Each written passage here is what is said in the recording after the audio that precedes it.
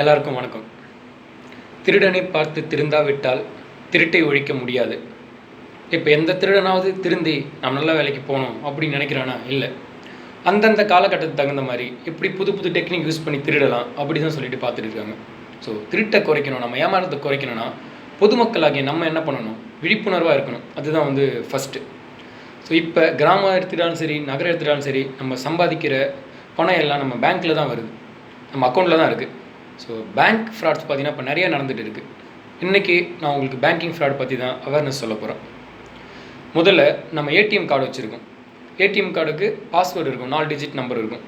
இந்த பாஸ்வேர்டு மறந்துடும்னு சொல்லிட்டு நம்ம நிறைய பேர் என்ன பண்ணுறோம், ஏடிஎம் கார்டு பின்னாடியே அந்த 4 டிஜிட் நம்பரை எழுதி வைக்கிறோம். இது நம்மளை ஏமாற்றி எடுத்து போகிறவங்களுக்கோ இல்லை நம்ம யாரும் நம்பி கொடுக்குறோம், அவங்க நம்ம பணத்தை எடுத்துக்கிறதுக்கோ இல்லை நம்ம எதாவது மிஸ் பண்ணாலும் அதை வச்சு பணத்தை எடுக்கிறதுக்கு வழிவகுக்குது. ரெண்டாவது, நம்ம கிராமத்திலாம் பார்த்திங்கன்னா நிறைய பேர் ஏடிஎம் கார்டு வச்சுருப்பாங்க, அவங்களுக்கு பணம் எடுக்க தெரியாது. ஏடிஎம் மிஷினில் போய்ட்டு என்ன பண்ணுவாங்க, தெரியாத ஏதாவது நம்பர்கிட்ட கொடுத்துட்டு எனக்கு இது மாதிரி அமௌண்ட் எடுத்து கொடுங்க அப்படின்னு சொல்லிட்டு சொல்கிறாங்க. இதில் என்ன பண்ணுறாங்கன்னா, இப்போ நம்ம அக்கௌண்ட்டில் ஒரு 20,000 இருக்குதுன்னு வச்சிங்களேன், உங்களுக்கு தேவையான ஒரு 2,000 தேவைப்படும். அந்த 2,000 அவன் ஏடிஎம் போட்டு பாஸ்வேர்டு நீங்கள் சொல்லிவிடுவீங்க. அந்த பாஸ்வேர்டு போட்டு வெளியே வர டைமில் நம்ம கவனம் எல்லாமே அந்த பணத்தை எடுக்கிற இதில் இருக்கும். அந்த டைமில் உங்கள் பேங்க் அக்கௌண்ட் ஏடிஎம் கார்டு மாதிரி எஸ்பிஐனா எஸ்பிஐ, ஒரு ஸ்டேட் பேங்க், ஒரு இந்தியன் பேங்க்னா இந்தியன் பேங்க், அது மாதிரி உங்கள் கார்டு மாதிரி இன்னொரு டூப்ளிகேட் கார்டு உங்கள் கையில் கொடுத்துடும். நீங்கள் பணம் அர்ஜென்ட்டில் அந்த கார்டை வாங்கிட்டு போயிடுவீங்க. ஆனால் உங்களோட கார்டு, ஒரிஜினல் கார்டு அவங்ககிட்ட இருக்கும். உங்கள் பாஸ்வேர்டு அவங்ககிட்ட நீங்கள் ஆல்ரெடி சொல்லிட்டீங்க, அவனுக்கு தெரியும். ஸோ இது மூலயமா வெளியே போய்ட்டு உங்களோட பணத்தை எல்லாம் எடுத்துக்கிறான். மூணாவது, இல்லை இப்போ நீங்களாக பேங்க்குக்கு போகிறீங்க, செல்லான் ஃபில் பண்ணி பேங்க்லேருந்து அமௌண்ட் எடுக்கிறீங்க, ஒரு பெரிய அளவில் ஒரு அமௌண்ட் எடுக்கிறீங்க, 1 lakh, ஒரு 50,000 சம்திங் ஏதோ அமௌண்ட் எடுக்கிறீங்க. இந்த டைமில் இது மாதிரி உங்களை ஒரு குரூப்பை வாட்ச் பண்ணிகிட்டு இருப்பாங்க.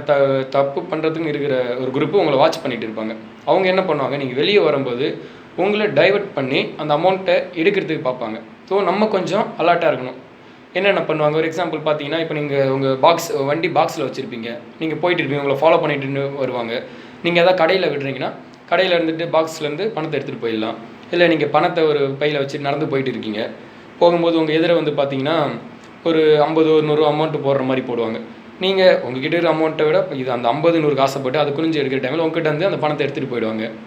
இல்லை நீங்கள் நடந்து போயிட்டு இருக்கீங்க, பின்னாடி ஏதாவது எச்சல் உங்கள் ட்ரெஸ்ஸில் தெளிக்கிற மாதிரி தெளிச்சுட்டு இது மாதிரி பாருங்கள் ஏதோ எச்சல் இருக்குன்னு சொல்லுவாங்க. நீங்கள் திரும்பி துடைக்கிறது அவங்களே கூட துணி கொடுப்பாங்க. நீங்கள் வச்சு அதை துடைச்சிட்டு அது சம்மந்தமாக உங்கள் கவனம் இருக்கும்போது உங்களுக்கான கையில் இருக்கிற பணத்தை எடுத்துகிட்டு போயிடுவாங்க.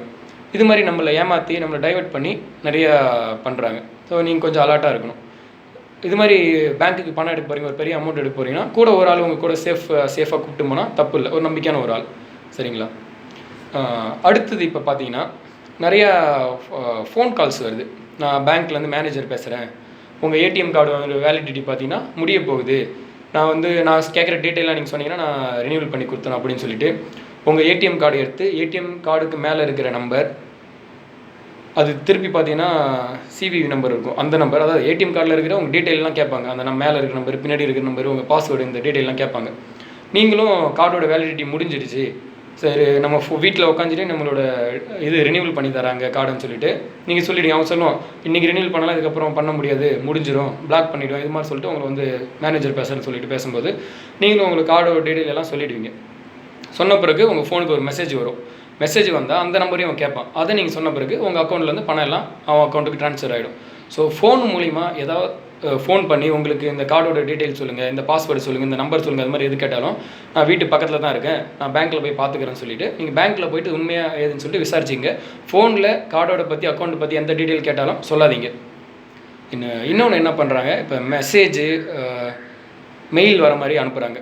இது பண்ணால் இது ரினியூவல் ஆகுது அப்படின்னு சொல்லிட்டு படித்த பசங்க நம்ம என்ன பண்ணுறோம், தெரிஞ்சும் அந்த லிங்க்குள்ளே போகிறோம். அதுக்குள்ளே போனால் உங்களுக்கு ஃப்ரீ கிரெடிட் கார்டு இது மாதிரி ரினியூவல் பண்ணோம். சம் ரீசனோட அவங்க லிங்க் அனுப்புகிறாங்க.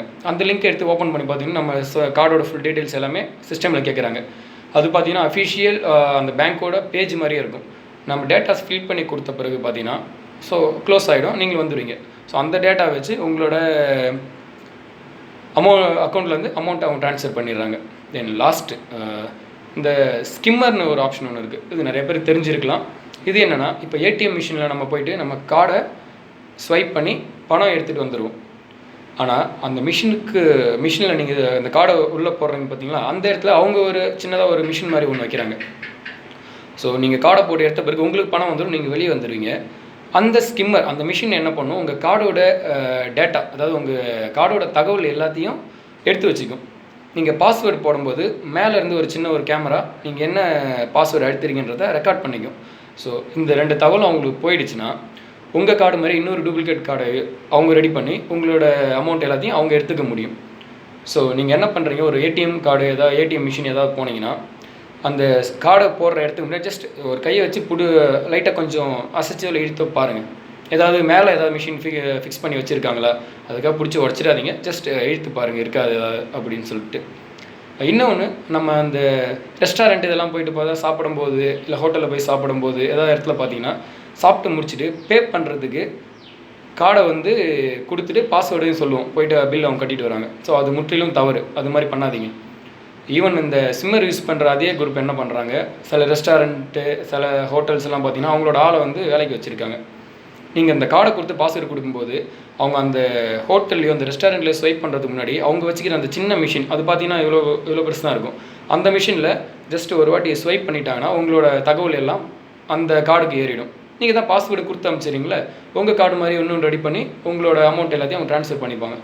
ஸோ நம்ம கஷ்டப்பட்டு சம்பாதிக்கிறோம், கூலி வேலை செஞ்சு நம்ம கிராமத்துலையும் சரி இல்லை டவுனில் செஞ்சாலும் சரி கஷ்டப்பட்டு நம்ம சம்பாதிக்கிறோம், அதை பத்திரமா நம்ம சேஃபாக பார்த்துக்கணும்.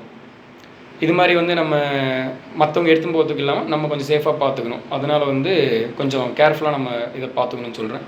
உங்களோட மட்டும் இல்லாமல் நீங்கள் உங்கள் வீட்டில் இருக்கிறவங்ககிட்ட, உங்கள் நண்பர்கிட்ட, உங்கள் உறவினர்கிட்ட இது மாதிரி தகவலை சொல்லுங்கள்.